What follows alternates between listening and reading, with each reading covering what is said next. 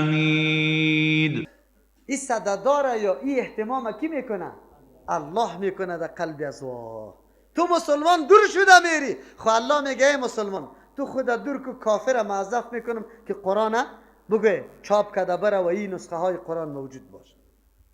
و ما انزل من قبل که ایمان داره به او کتابی که نازل کرده شده من قبل که پیش از تو، همه کتابا که از جانب الله داره الله آمده تو عقیده داری، تبعیض قائل نیستی که یکی را بپذیری دیگر نه، بلکه کلگی را عقیده داری و کلگی را کتابا را از جانب کی میدانی؟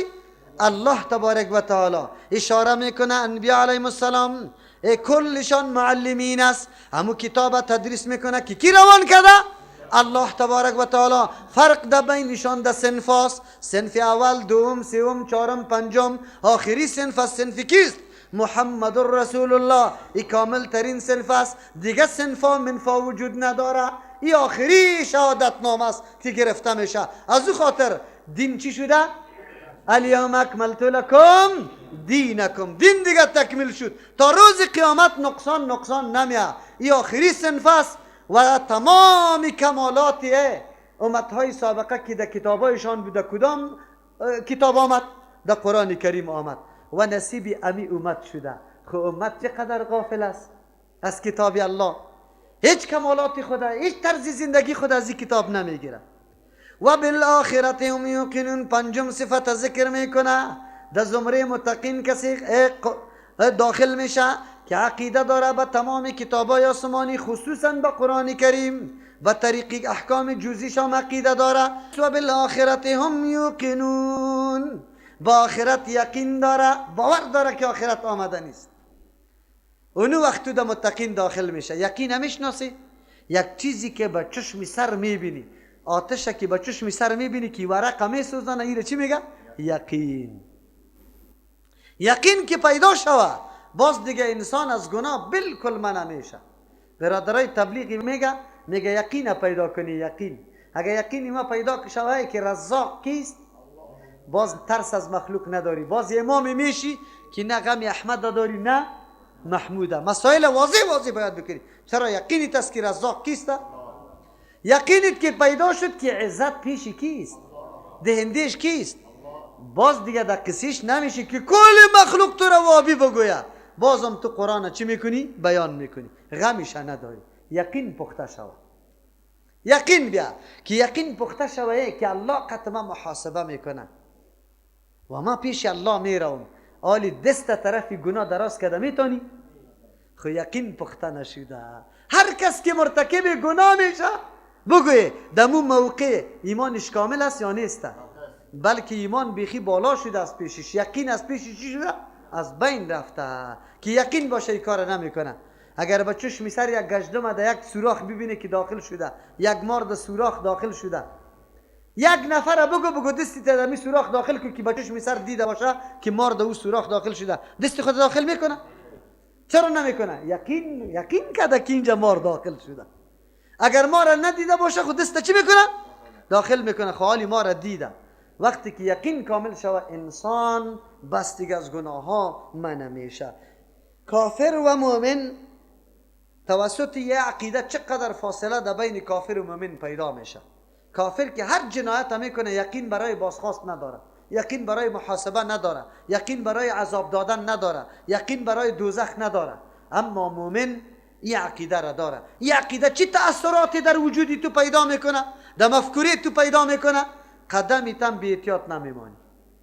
ادناترین سخن زشت به کسی تلاش میکنی که من کل زندگی ما مطابق چوکاتی کی باشه؟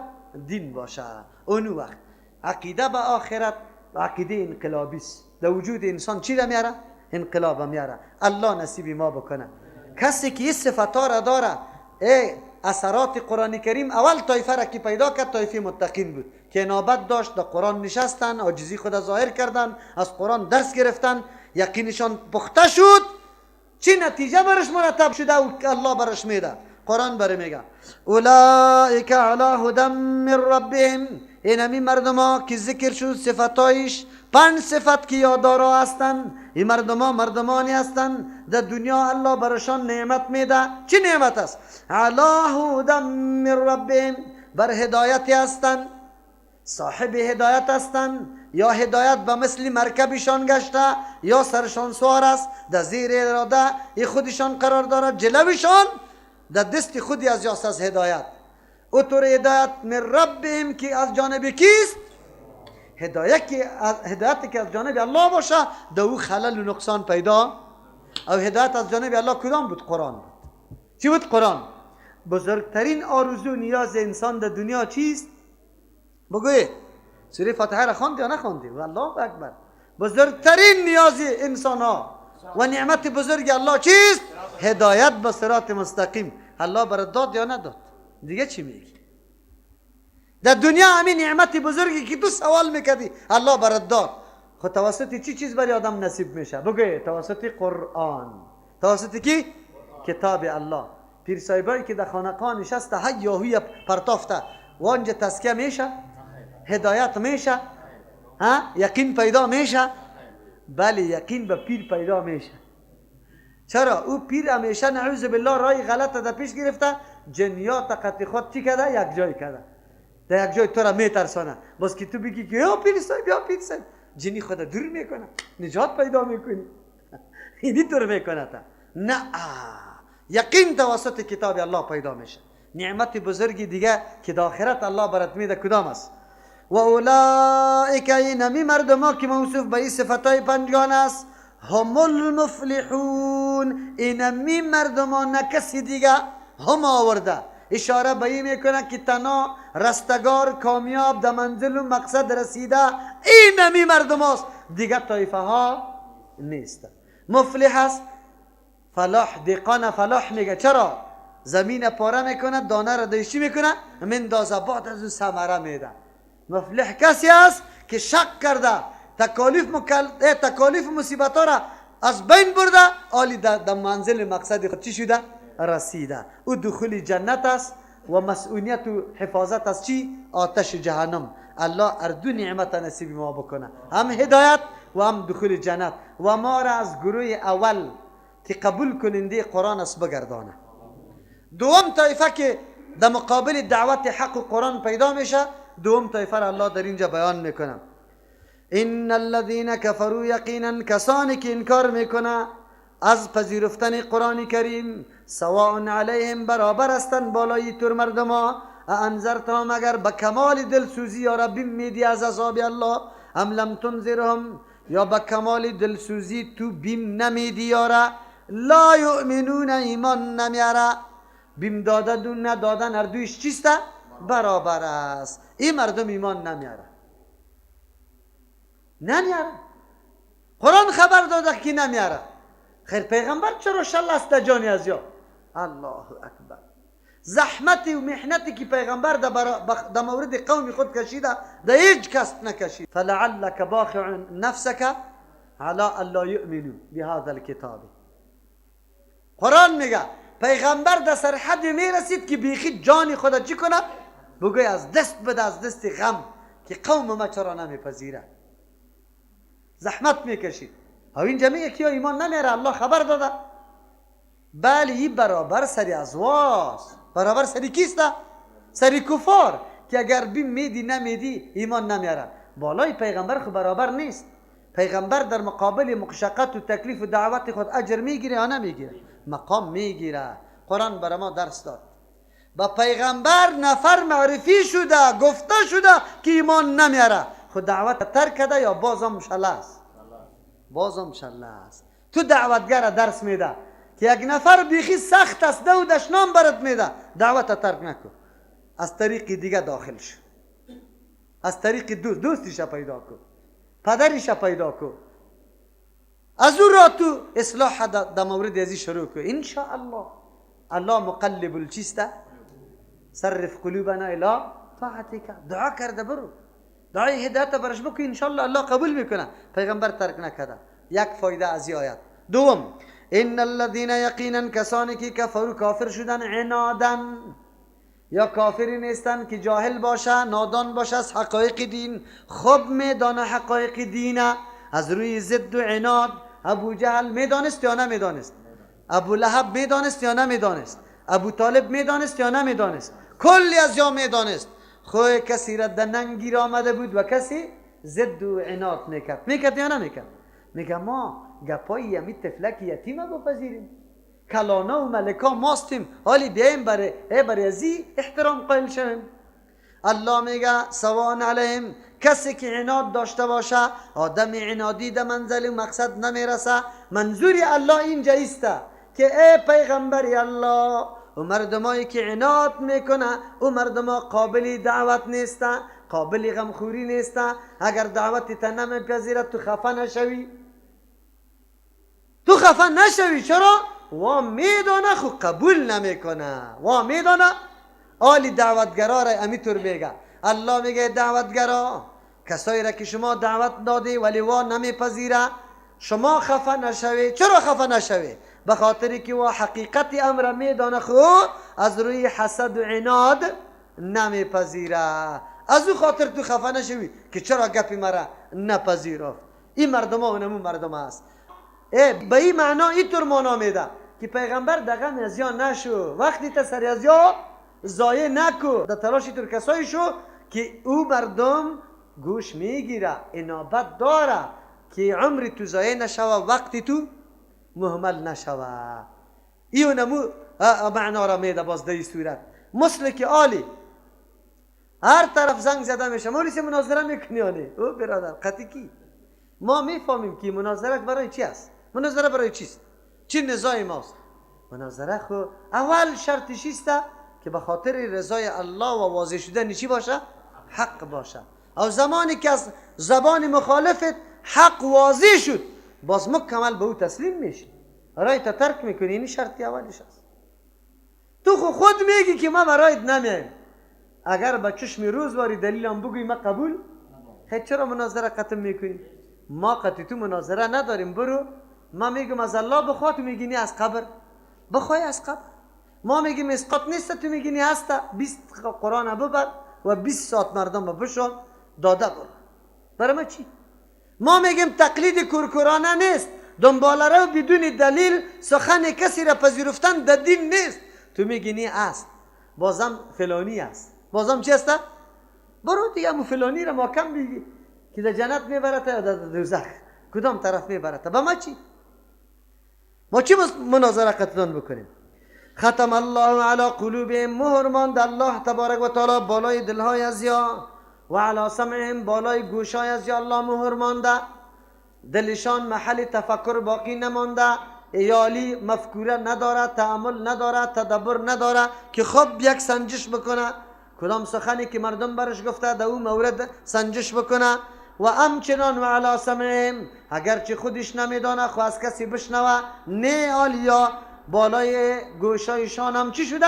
مهر مانده شده، آلی چیز شنیده نمیتونه. و علی ابصارهم، بالای نظرهایشان غشاوتون پرده است، نمیبینه گپ رای حقه. و لهم، به ایطور مردم عذاب عظیم، عذاب خیلی بزرگ است. در 2 آیت کل مشکل حل کرد. مخالفین قرآن است. خو کدام رقم مخالفین است؟ عنادی، ضدی، کیا به هر ترتیب که هر قدر تقریر و تبلیغ برش بکنی یا ایمان نمیاره. چرا نمیاره؟ الله سرشان ظلم میکنه؟ نه، خودی بدبختا خود در سرحدی رساند که دیگه ایمان پذیری مکمل از بین رفت، مورولاک شد. الله تبارک و تعالی انسان که نو پیدا میکنه در فطرتش هم عقیده توحیده بگه میگذاره، بعد از او استعداد ازیر میده که با تقریر و تبلیغ و دعوت این طرف حق بیایا تا که ایمان خوب قوی شود. در کدام مرتبه برسه؟ دیروز براتون گفته بودم در ربط القلب، که دل بسته و محکم شود. لیکن کسی که انابت نداره، که انابت نداد، در دل شک و چی پیدا میشه؟ خو که شک و تردد پیدا شد، خود به خود نمو میکنه، زیاد میشه. حالی چی پیدا میشه؟ اعراض، روگردانی، حق نمیپذیری. در 3م مرتبه چی پیدا میشه؟ از امو امر ناحق خود چی میکنی؟ دفاع میکنی، مجادله، امرای حق مجادله و منازعه میکنی. 4م مرتبه کدام مرتبه است؟ ختم القلب است. الله که کدام استعداد داده بود برای پذیرش امی حق، امو استعداد ای از بین برد، از بین برد، از بین برد. تشریح از یک حدیث آمده، پیغمبر علیه السلام میفرمه انسان که گناه بکنه در قلب انسان چیز سفید است که یک گناه که اونجا داغ چی میشه؟ اگر از امی گناه توبه بکنه خب داغ پس از بین میره، اگر توبه نکنه یک گناه دیگه بکنه داغ چی میشه؟ این گناه کده در سرحد میرسه که امی سفیدی قلب کمال چی میشه؟ سیاه میشه. تا که قلب سفید بود قابلیت پذیرش حق داشت، خود در زمان رسید قلب که مکمل چی شده؟ زنگ گرفته بلران قلوبم. آلی سخن تو به هیچ وجه سرش تاثیر نداره. خود در بدر کردن یا عامل در بدریشان خودشان شد یا الله خودشان شد. الله خود گفته بود که ای انسان گوش برات دادم توسط زی استفاده درست بکن، چشم برات دادم راه حق باید تو ببینی، قلب برات دادم قوت تفکر برات دادم تو خوب سنجش بکن. چقدر از امی خاطر است که کسی از اینمی اسباب و وسایلی که الله برش داده و باید از این استفاده درست بکنه، کسی استفاده درست نکنه اونمو مردم یقینا مستحق جهنم است. در دیگر جای آیات نه ولقد زرعنا لجهنم كثيرا من الجن والانس لهم قلوب لا يفقهون بها ولهم اعین لا يبصرون بها ولهم آذان لا يسمعون بها. الله میگه ما پیدا کردیم برای جهنم بسیاری از جنیات و انسان ها را. خو کدام در بین جنیات و انسان ها کدام مردم ها را که قلب داره خو فقاهت توسط قلب حاصل نکردن، چشم دارن خو قطعی رای حق ندیدن، گوش دارن خو گپ حق نشنیدن، گرفتن امی اسباب و وسایل حق شناسی را خودشان چی کرد؟ از بین برد. از او خاطر مستحق شد. الله هر چیز اسباب داده و اسباب مسبب سرشی میشه مرتب میشه. اگر گروپ ما میده کنیم روشنی باقی میمانه یا از بین میره؟ خب گروپ خودت میده کردی. اگر پکر لیلش بکنیم حالی برای ما هوا میده؟ نمیده. این اثراتش است که توسط این اسباب برآورده بشه. تو گرفتی اسباب از بین بردی. اینمی معنای ختم است. ختم الله علی قلوبهم، مهر ماند الله بالای دلایشان، و علی سمعهم، بالای گوشایشان یعنی قوتهای شنوایشان، و علی بصارهم، با بالای چشمایشان غشاوتان پرده است، و لهم عذاب عظیم، برای از یا عذابی بزرگ است. خب ما خود نمیبینیم که در گوش از یا گرنگی باشه مهر باشه، ما خود نمیبینیم در پیش چشمش پرده را. چطور الله میگه که در پیش از پرده است؟ پرده دو قسم است، یکی پرده حسی است، یکی پرده معنوی است. پرده حسی و نموست دروازه را پیش که پرده شد، این ورق داده میروید بگید دست داده میروید بگید پرده شد. یکی پرده معنوی است. پرده معنوی اینجا چی بود؟ دم اینجا ضد و چی بود؟ عناد. براتان واضح شد که هر کس که ضد و عناد داره رای حق برش حاصل، نعمت حق برش حاصل. از او خاطر انسان باید ضد و عناد نداشته باشه. چی نداشته باشه؟ بسیار به انصاف باشی، بسیار. هر کس سخنایش گوش بگی، خذ ما صفا و دع ما کدره. هر آن چیزی که صاف است بگی، که آلوده بود ترکشه. نتیجه مردم کدام بودی؟ کفار. عذابی عظیم است. دیگه تفصیل نداد، هر کسی ها را میشناسه، خودشان اعلان میکنه، میگه ما نمیپذیریم از شما را. ضرورت به تفصیل زیادی از یا نبود، هر کسی قطعی از یا آشنایی داره. سوم طایفه در مقابل قرآن پیدا شده. او کدام طایفه است؟ طایفه که یک دفعه دل خود بالا میکنه، یک کمی چیسته اقدام به ایمان آوردن میکنه، باز پسان چی میکنه؟ پس کشی میکنه. یک یا مردمان بزدل است. بزدل امو ضمیر خود، امو آن چیزی که در قلب خشان است او را در پیش تو ظاهر کرده، اینی را به نام منافقین یاد میکنه. خواست شما سوال دارم که ضرر منافقین خیلی زیاد است یا کفار آشکارا؟ از همین خاطر است که الله تبارک و تعالی در 13 آیت بیان منافقین میکنه. نه تنها که علایم و صفاتش برای ما بیان میکنه، بلکه به طریق تمثیل هم که خود چهره از یا منکشف شوه، چهره از یا واضح شوه، مثال از یا هم برای ما بیان میکنه. از او خاطر مسلمان ها از دشمنی که در پرده نفاق داخل میشه بسیار حراس داشته باشه. یک مثال خیلی واضح و نزدیک در دوران زندگی ما را براتان بیان میکنم. روسا سر افغانستان مداخله کرد یا نکرد؟ همه گپای ما را ویران کرد، خو لیکن علنی داخل شد یا نه که مرموز؟ علنی داخل شد. با مردم شک و شبهه باقی نماند. فرمودن که روس آمده قطعی چند دانه مزدورای خود که کمونیست شده میخوایی وطن از دین اسلام بکشانه به دین چی؟ کمونیستی. نعوذ بالله. زن بگوی مرد، طفل بگوی جوان پیر، دیقان مامور معلم اسکر سای منصب کلگی برآمدند در کوها جهاد اعلان کردن. نعوذ بالله او وحشی بزرگ دنیا را که خود ابرقدرت در جهان میگفت و بودم و همونطور زور در مقابل کل ممالک جهانی داشتم، توانست امی ملتی بیچاره نافام در بدر مختلف مظلوم که چیزی هم قطعش نبود در ظرف 30 سال بنیادی نه تنها روسا را شکست بده بلکه نظریه کمونیسم گلمش از دنیا چی شد؟ برچیده شد. چرا؟ به خاطر که اونجا آشکارا بود. اما امروز خطرناکترین مداخله که امروز شده او کدام مداخله است؟ به نام صلح. بگوی نیروهای ناتو در اینجا وجود داره یا نداره؟ خو یا به نام تعرض آمده یا به نام صلح آمده؟ به نام صلح آمده. مردم در دور را انداخته. یکی میگه جهاد رواست، نه مقابلش دیگهش میگه نیستن روا. مشکل پیدا شده یا نشده؟ پیدا شده. منافقت این امیره میگه یا برای صلح آمده، کمک آمده، کلینیکی تانا جور میکنه، مکتبی تانا جور میکنه، راهی تانا کیر مندازه، سربندنای تانا پخته میکنه، بندی برق براتان بسته میکنه. به این خاطر آمده. خاطرش فهمیدی؟ اینی را میگه شیوه منافقانه. شیوه چی میگه؟ به خاطر که در ظاهر دوست است لیکن در حقیقت تو را اینطور از بین میبره که هیچ پرسان نه. پیغمبر علیه السلام زیاد زیان و ضرر از منافقین مدینه دید یا از مشرکین مکه؟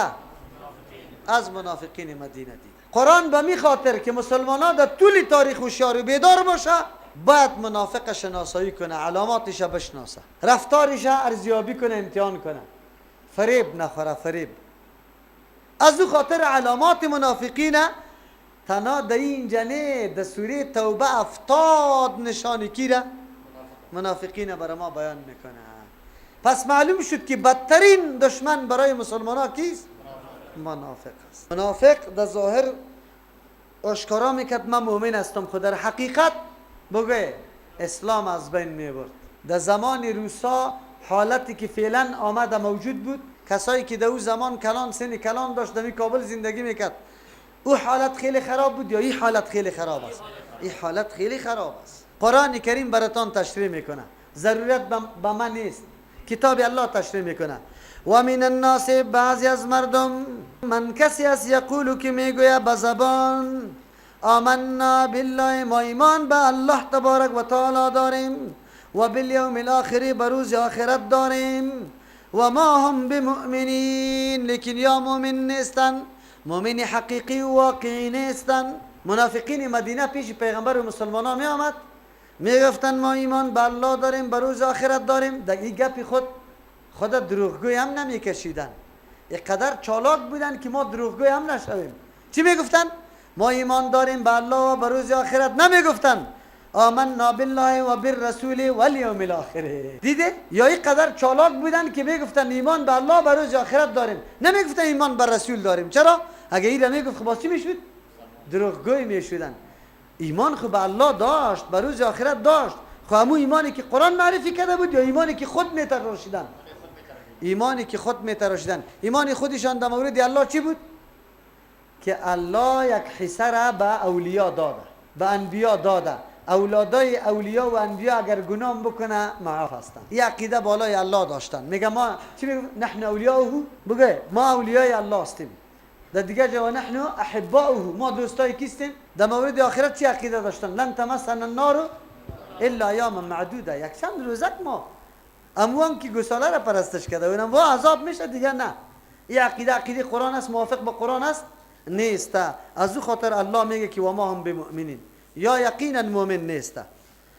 دیگه ترجمه: و من الناس، بعضی از مردم من کسی است، یقولو که میگوید آمنا ایمان آوردیم، یعنی ایمان آوردیم به زبان خود اقرار میکنه بالله، به الله و یوم الاخر، به روز آخرت، و ما هم نیست یا بمؤمنین، در عقیده مؤمن نیست، در عقیده مؤمن نیست.